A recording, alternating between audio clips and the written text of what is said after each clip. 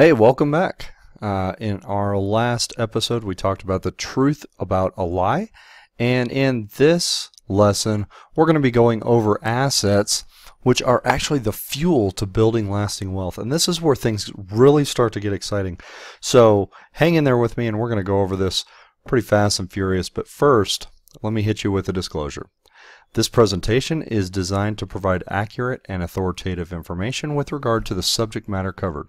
This information is given with the understanding that neither Empower Learning Group, LLC, or any guest speakers is engaged in rendering legal, professional, licensed trading advice.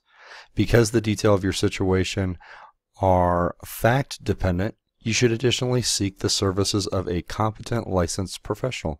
The opinions expressed by any guests are not necessarily those of Empower Learning Group, LLC. Now that we got that out of the way, this lesson is actually going to cover we're going to talk about what is an asset, how can an asset produce income, and why assets build sustainable wealth. So I hope you're sitting down because this is exciting and it's a lot of fun.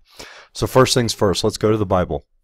In Proverbs 6:6-8, "Go to the ant, you sluggard, consider her ways and be wise, which having no captain, overseer, or ruler, provides her supplies in the summer and gathers her food in the harvest."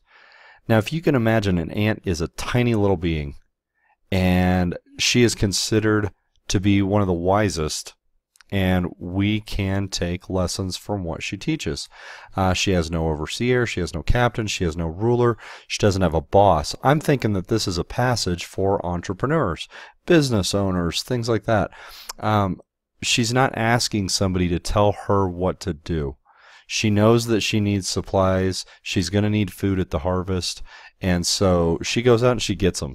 She gets what she needs, gathers it up at the end.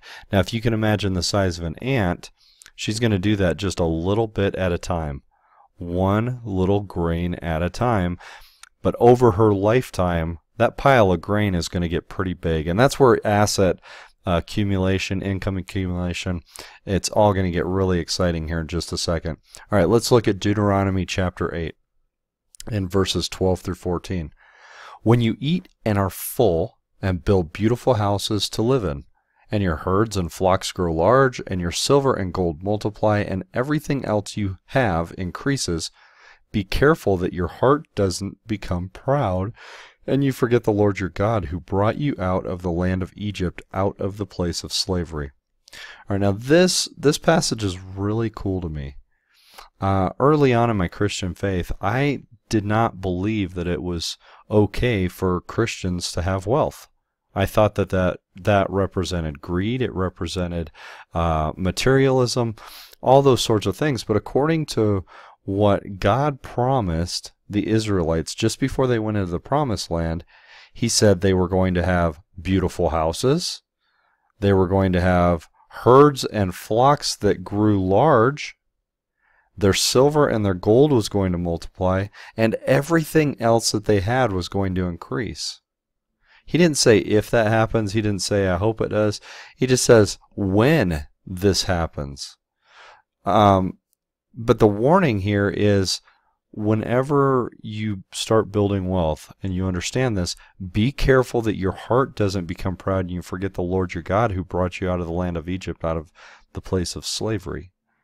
So wealth has the ability to draw your heart away from God. That's the warning that Paul gives us in his letter to Timothy, that we need to be careful of the love of money, because that is the root of all evil. And many have chased after wealth, they've chased after money and financial gain, and they've deserted their faith. So that's the warning with wealth. All right, it's a warning. It's not wrong, it's a warning, and you need to be aware of that. So we always need to put God first in everything, in all of our dealings around money. Okay? All right, so what is an asset? We're going to dive in here. This is exciting. Any item of economic value owned by an individual corporation, especially that which could be converted to cash. Some examples are cash, investments, houses, cars, boats, businesses, and other property, blah, blah, blah, blah, blah. Okay, so this definition of an asset came from investorworlds.com, and it's the basic economic model of an asset. It has economic value. Well, if that doesn't get you out of bed in the morning, I don't know what will. By golly, let me go build some stuff that has economic value. What the heck does that mean? Well, let me break this down for you just a second. It's not as complicated as it might seem, but the average financial advisors that we have out in the world are going to tell you that your house, your car, maybe your boat, your toys, your businesses, your stocks, your bonds, all those things, if you can sell those things and receive money for the sale of those things, they have economic value, therefore they're an asset and they're worth something to you. You know, I'm going to tell you, phooey, that's not exactly how we're going to build wealth, okay? Now, here's how a real asset produces income. Look at real estate. Rentals have rental income. Mortgage notes create both interest and monthly income. Property management fees. If you have a company that manages other people's rental properties, you can actually receive fees every single month for those, for managing that. Dividend producing investments, so your stocks, your bonds, things like that that kick off income every single month. Your asset is in the account and it's sitting there. Maybe you have, you know, $10,000, $50,000, $100,000 that's sitting there, but you're receiving a dividend every single month. They cut you a check while you were sleeping and you got a check. That's pretty cool. Businesses. There are some really cool businesses out there that you can buy and invest in that actually don't require a lot of time to manage, and yet they can create really good deals of income. For example, vending machine businesses. You've all bought sodas. You've bought candy bars out of vending machines. You've bought gumballs out of vending machines. They sell ice and water and DVDs and all kinds of things come out of vending services. These are cash businesses, and so the only amount of time that you're really going to need to invest in these is maybe restocking the supply of your inventory, collecting the cash, and taking it to the bank. Not a huge amount of time. So these are great businesses that you can set them up in locations and create some income. Intellectual property might be things like royalties from books, music that you produced, and you know, singers all have record labels and they receive royalty income every time their records are sold. Software that you've written might have licensing agreements. So intellectual property is anything that you created that actually creates income for you while you sleep. It's pretty cool. So sustainable wealth is wealth that maintains economic value and continues to produce income over time without running out. So what does it mean to maintain economic value? That means that the value of what you purchased the asset at isn't going to go down. You want that to either maintain the level that you purchased it at, or you want that to have some kind of a good sign that that's going to increase in value over time. Real estate would be a good example of that. In most markets, we notice over time that real estate appreciates in value. Now, I have to be in full disclosure. Real estate can lose value. We've seen that from 2007 until 2010, 11 time frame in some markets where real estate actually lost value. So it is possible for real estate to lose value. Historically, real estate has held its value and it has continued to rise, but that's not always the case, so just be careful what markets you're investing in, things like that. But that has the ability to produce monthly income and at the same time maintain economic value over time. So the difference between fixed asset investing, which is what most of the financial training programs that are out there, that's what most of them teach. They teach you to invest in stocks and bonds for your future. You're creating a savings account. And hopefully when you're 65 years old and it's time for you to retire, you will have enough money in that savings account so that you can withdraw money from that account every month for the next 20 years and live on that asset, on that savings account.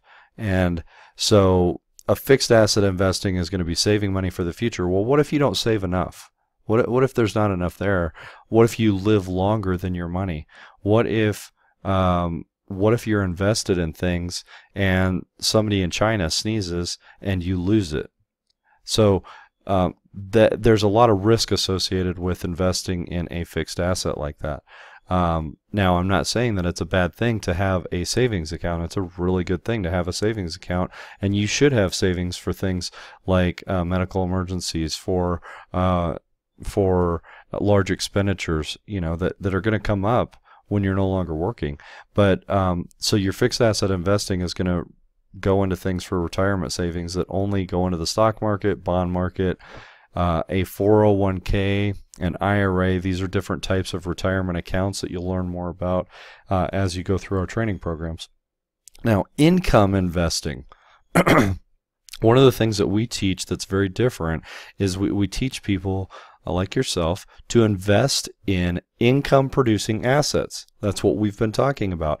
Real estate, businesses, stocks and bonds that pay dividends. Maybe there's annuities that have lifetime income streams that come off of those. Retirement planning is actually designed to replace your income with income. And so that's income investing. You're looking for income. And just like the ant, you can invest in things with small amounts of money that produce small amounts of income, and over time that income can grow. So, and then you can incrementally add small amounts of income that will add, and pretty soon you have a portfolio of a lot of little small income producers that creates a large income coming to you over time. So that is sustainable wealth. So in this video we've learned about what an asset is, what's an income producing asset, and how an asset can produce income, and how that income can be sustainable over time. So now that you know the sustainable power of income producing assets, we're going to teach you about liabilities. So check out the next video on liabilities, and we'll see you over there. Thanks a lot.